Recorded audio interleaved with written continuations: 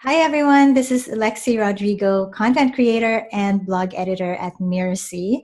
And in this video, I have a special person that I'm going to be interviewing to talk to us about providing student support.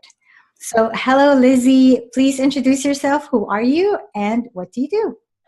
Thanks so much, Lexi. My name is Lizzie Merritt. I am the Director of Education here at Mirasee, which means I oversee all of our student support, which comes in the form of answering emails, hosting office hours, and live one-on-one milestone calls, as well as helping out all of our coaches who do the same.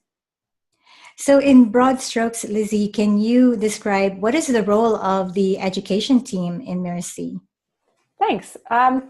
So the education team, basically, we've got your back. So every entrepreneur is the CEO of their own business, but no one works alone, and it's very hard to get to the top all by yourself. So we provide that support of, hey, I'm stuck, or can you give me some advice on whether it's a path that someone wants to take with their pilot, or if it's copy on a sales page or that type of thing. It can. And even a lot of times what folks just need is just some moral support of like, yes, you can do it. And yes, your message is meaningful. And there are people out there who need your voice, who need your help, and keep going. Don't give up. When I meet people and they ask me what Mirasee does, I like to say that we're in the business of business education. And the main way that we do that is through online courses. Now, why is it important when you're providing an online course? Why is it important to provide student support as well? Wow. Again, kind of goes back to like no one makes it on their own. Like we all stand on the shoulders of giants, and we all need somebody in our corner.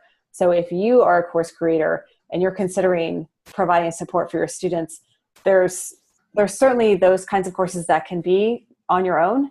But for a lot of our students, they're teaching things that are kind of complex and they're hard to learn by themselves, or they're hard to implement by themselves. So a lot of times our students need that help with not just the information, but also the implementation of the information. And so that's where student support can really come in handy, because it's, just as Danny says, like you can read a book, but taking that book and implementing those into your life, those principles into your life and creating new habits, it's a whole different ballgame. And a lot of times that's where student support can come in.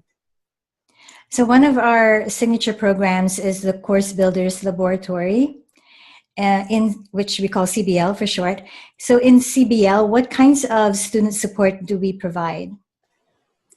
Gotcha. So lots of different kinds of student support in CB Lab. So primarily we email back and forth with our students.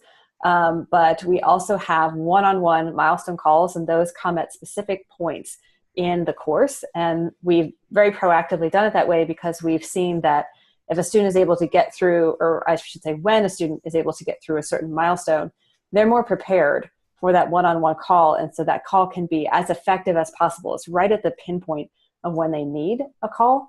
And so those milestone calls are placed very specifically within the course for that reason.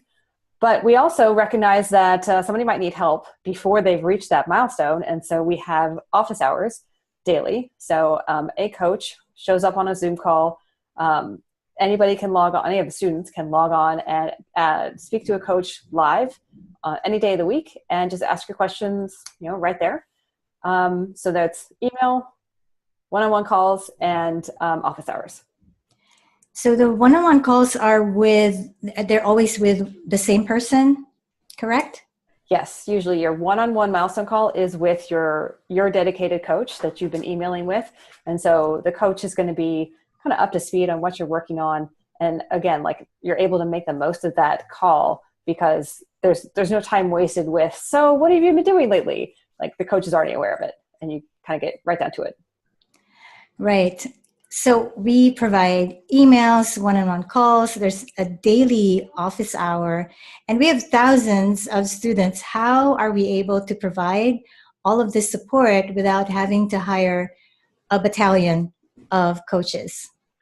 That's a really interesting question. And we used to have a lot more coaches, and we came to a point where we needed to shift our model so that we could help more people in less time. And that's kind of the challenge that any kind of coach will come up against, is at some point you only have 24 hours in a day, and how do you help more people in less time?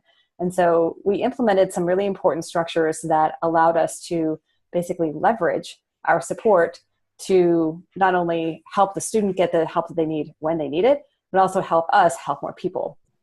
So for example, what we used to do was we would say, email us anytime you have a question. And people did. So we had lots and lots of emails, and that took lots of time and manpower. And what we shifted to is a form, like a support form. We call it the I'm stuck button. And so in that form, of course, there's like name and email details, but then there's also what module are you working on? What's the problem you're facing? What have you already tried? So that's indicating to the student, we expect you to have tried something first. How did that go? And what is the specific thing you need help with now? So that allows the student to organize their thoughts, and it allows the coach to right away know, here's exactly what the problem is, and here's, I can help you get to the solution you need, as opposed to like kind of diving through 5 paragraphs worth of just text in an email. So when it comes to providing student support, how do we know how well we're doing? What are the metrics that we track, or do we track any metrics? And what are the benchmarks that we measure ourselves against? That's a really interesting question. So I guess in the industry, a lot of, at least back in the day, a lot of online courses were just like, here's your course, good luck, go for it. And there was never any information that gurus or entrepreneurs could know about, like, are people completing their course? Are people having success? We do keep a lot of metrics. Number one, we track how many emails we answer and how many people we help and how much time we spend on each email. We have a system called Help Scout that calculates that for us.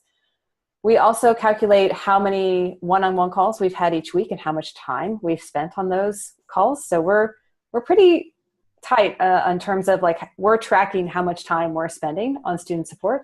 And then a big one is we keep track of students who pilot. So that is our success metric within our coaching is, we're trying to help shepherd a student along so that they get the help they need when they need it to launch their pilot course. And when they do, we keep track of that. We also have information about their pilot. So how many students did they get in their pilot? What did they charge for it? And so forth. And so those are some of the metrics that we've been keeping in the last couple of months. Nice. Now, a lot of the people watching this video are not going to have a team like we do. Mm-hmm. Like Mirasee, well, right now we're 20 plus and growing. Yeah. But a lot of the people watching us are going to be solo online course creators. How can they provide meaningful student support with their online courses? Great question.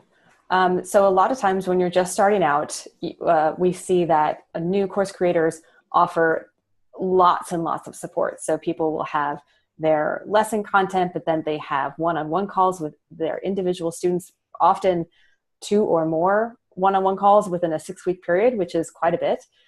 So we frequently see students almost over support their students, which is a good thing because their students are getting the transformation that they promised. But it also can lead to a really tired entrepreneur because it takes a lot of energy. So if you're looking to scale your support, I would suggest, number one, try that form that I mentioned. So it doesn't have to be something fancy, but you could just say to your students, if you need help, here are the 4 things I need to know from you when you're sending me an email. What's the problem? What have you tried so far? What specifically do you need help with right now? If you want to offer one-on-one support, be very proactive about that meeting. So before you meet with a client one-on-one, have them fill out a form or like a progress report. What have they done so far? What are they still struggling with? What are the 3 key things they'd really like to talk to you about in their 20-minute call? Or if it's a follow-up, like, in our last call, we talked about X. How have you progressed on X since our call? So that you can make the most time of those calls And then finally, another thing to consider is you can either do an office hour, so you're meeting people live and people can ask you questions at any point. But sometimes people find that, particularly if they have a small cohort, sometimes people don't show up, and that's okay. And a way to get around that is ask people to email you questions, and then at the end of the week, you're going to make a short video answering all the questions that came in. So you still get a chance to answer all their questions, but it's on your time. You can record the video, you can edit out anything that you need to as well. So those are a couple of different ways that you can help people in a live setting in a Q&A type of format. Wow, lots of good tips there for sure. Thank you very much, Lizzie. Any final words of advice before we end this? Sure. I would just say one thing that we frequently see is, people have doubts. Everybody does. We always doubt ourselves about, we have that dream and it's going to be great and I can do it. And then you get into the middle of it and it's hard. And that's okay. It's going to be hard. But remember, there are people out there that need your help, that need your voice and your message. And don't give up. Seek some help, whether it's from a coach or a best friend or somebody. Like, you can do it. Your message matters. And we believe in you. Awesome. Thanks, Lizzie. And thanks everyone for watching. My pleasure. Bye. Thanks, everyone. Bye.